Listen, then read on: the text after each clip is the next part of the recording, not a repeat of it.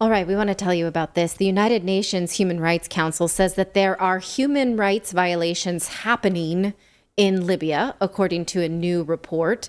The report describes a generalized practice of arbitrary detention, murder, torture, slavery, forced disappearance in the country since 2016. Now, that's a very specific time to rewind the tape for the history of modern Libya, but they gave themselves permission to look into what's going on into Libya through this sort of, confounded, like, hey, it'll be you go figure out what's going on there situation. The report accuses militias and other state-affiliated groups of doing this with the misappropriation of funds.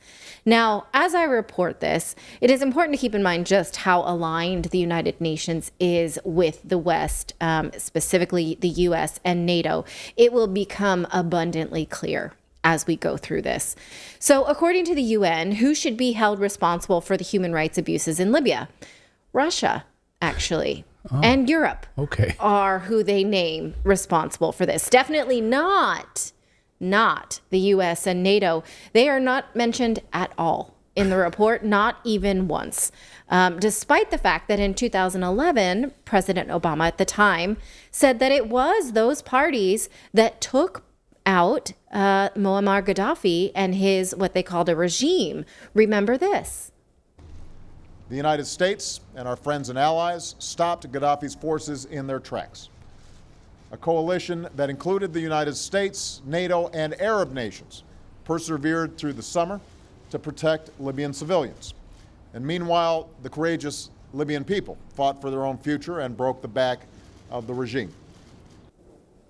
Okay, so the U.S. and the West destabilized this region in 2011, but according to this report, they're not mentioned, so they've just been doing good deeds ever since? Is that what we're supposed to think? Right, United States, NATO, and some other Arab countries that we strong-armed into supporting us in Libya was responsible, but no mention of them in this report. No. Okay. According to the UN report, the U.S. and NATO, nowhere to be found. They're not even actors in this incident. It's actually Europe that's supporting rebel forces doing bad things. Here is from the report. Based on the substantial evidence, put a pin in that substantial evidence part, and reports before it, the mission has grounds to believe that the European Union and its member states directly or indirectly provided monetary and technical support and equipment such as boats to the Libyan Coast Guard and the Directorate for Combating Illegal Migration that was used in the context of interception and detention of migrants. The European Union is supporting the the rebels there. Oh, and Russia, of course, they take an opportunity to throw in Russia's Wagner Group. They don't specifically say why or what they're doing, but here in this part about mercenaries, it mentions the Wagner Group. I bolded it 8 times just so you can see. I'll read you just the first part. It says, again, put a pin in this, evidence collected. It says, evidence collected by the mission allowed it to make findings in relation to allegations of international law violations by the Wagner Group, agents in southern Tripoli during the armed conflict in 2019 and 2020. The evidence demonstrated a heavier than initially calculated contamination of exploded Russian-made ordnance and commonly used Wagner landmines and other military explosive in manifestly civilian areas. Scroll down a little bit, one more sentence. The mission also confirmed the placement of military explosives in homes, inside sofas, and bathroom fixtures, for example, and other civilian areas, which led to death and injury of civilians. So they said they have evidence of these explosives and mines being in, say, sofas or bathroom fixtures. Well, how do they know? What is that evidence? They tell us what their methodology is for this report. They just did interviews. I bolded the parts here that are important. It says, since its establishment, the mission has carried out more than 400 interviews, primarily with witnesses and victims, and collected more than 2,800 discrete items of information. A large portion of the items was in the form of reporting, meeting notes, and that kind of thing. So they weren't actually a lot of evidence collecting. It was mostly speaking to people. The last one here says the mission undertook 13 missions, which were conducted during the last mandate extended period, where they actually went to Tripoli and they went to Benghazi. So without too much, actually on the ground reporting and mostly just speaking to these people, how do they know who made these bombs? How do they know who planted, do people who have been victims of bombs in their couches and bathroom fixtures generally know who made the bombs that were posted there? Or it's probably the same group who investigated the pro-Ukrainian group. They just know. They just know, yeah, right? Therefore, no need to really investigate further. Yeah. We just know. We just have a feeling we know who it is. Right. They're saying they obvious. didn't. It's obvious. They're saying they didn't go to these crime scenes. They collected some artifacts, which we don't really get a sense of what they are, and they interviewed people. So how can they say for sure who did it? I'm just curious. Because, I'm remembering the report we did last year about the Uyghurs, where the United Nations didn't actually go there and see things. They presented us a whole report based on Google Images. So forgive me for being a bit cautious about these United Nations reports. That's not to say Russia doesn't have an interest in Libya or may not be doing these things, but Russia absolutely does have an interest in all of Africa. But I'm asking a question, how do we know that? And I don't have answers from having read this report. Now, the report details all manner of human rights abuses, including torturing gay people, capture of journalists and lawyers, harming children, enslavement, arbitrary detention. We are not disputing that these things happen. What we are disputing is how did Libya come to this and who we think is responsible. Well, when Obama announced the death of Gaddafi, he said this. Good afternoon, everybody. Today, the government of Libya announced the death of Muammar Gaddafi. This marks the end of a long and painful chapter for the people of Libya, who now have the opportunity to determine their own destiny in a new and democratic Libya. For 4 decades, the Gaddafi regime ruled the Libyan people with an iron fist. Basic human rights were denied, innocent civilians were detained, beaten, and killed, and Libya's wealth was squandered.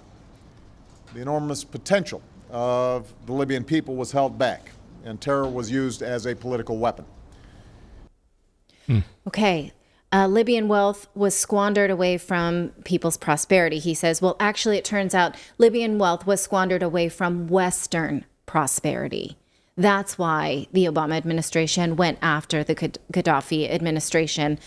Here is some context from writer Stephen Gowans from his great book I recommend called Washington's Long War on Syria, saying after he seized power, Gaddafi arranged for Libya's oil wealth to be used to uplift Libyans, as the Arab Socialist Project enshrined in his constitution promised it would do. In 1963, Tripoli was a city of slums with many of its houses made from scrap and most without running water or electricity, according to a former State Department official.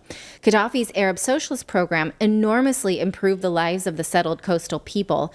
Under Gaddafi's government, they lived beyond the dreams of their fathers and grandfathers.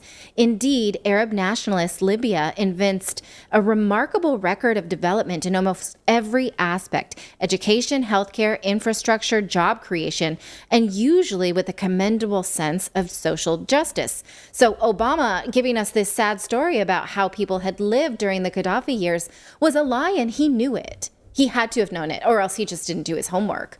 Now, I want to prove to you that the West knew this and that the United Nations knew this. And I think, again, Stephen Gowans puts this together nicely. Again, I know this is a screenshot from a book. It's not a great screen, but I'm going to read it to you.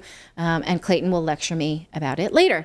It says, a year after Gaddafi was overthrown, the Wall Street Journal reported that private oil companies had been incensed at the pro-Libyan oil deals that the Gaddafi government was negotiating and had hoped for regime change in Libya would bring relief in some of the terms they had agreed to in partnership deals with Libyan oil company, the national oil company. For decades, many European companies had enjoyed deals that granted them half of the high-quality oil produced in Libyan fields, but Gaddafi renegotiated the company's share of oil from each field to as low as 12%. The Arab nationalist leader had also kept Libyan crown jewels off limit to foreigners. The huge onshore oil fields that accounted for the bulk of Libya's oil production remained the preserve of the country's state companies. Western oil companies were also frustrated that Libya's state-owned oil companies stipulated that foreign companies had to hire Libyans for top jobs. As a November 2007 State Department cable complained that those who dominate Libya's political and economic leadership are pursuing increasingly nationalistic policies. It gets even worse here. They talk about how the labor laws were amended to Libyanize the economy, that is, give Libyans jobs. Oil firms pressed to hire Libyan managers, finance people, human resources. In fact, the New York Times subbed up the West's objection by saying Colonel Gaddafi proved to be a problematic partner for international oil companies, frequently raising fees and taxes and making other demands. Now, this last paragraph here points to the fact that the United Nations knew this. After Gaddafi was ousted, the United Nations lamented that Libya's development has been handicapped by its command economy and impeded by state investments, price controls, and subsidies. So here we have two different entities pretending that Libya was one thing before Gaddafi and another after, and both of them know that that's not true. That's the Obama administration saying that Libya was in the dumps and its people had no prosperity, not true. And the United Nations saying that Libya actually was prosperous during the Gaddafi years, and now acting like they didn't know, right? The United Nations knows that what the United States did kneecapped the Libyan economy. They knew it in 2011, but they're pretending they don't know it now.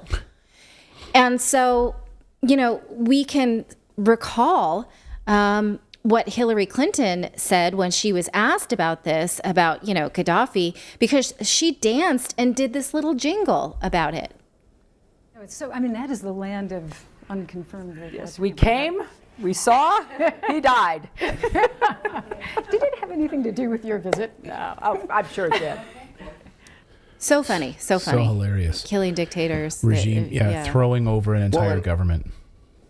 And also, it's like it's all about oil generally, because Gaddafi was also introducing called a gold dinar, and he was negotiating with Hussein in Iraq to trade oil in the gold dinar, and that was something that was highly.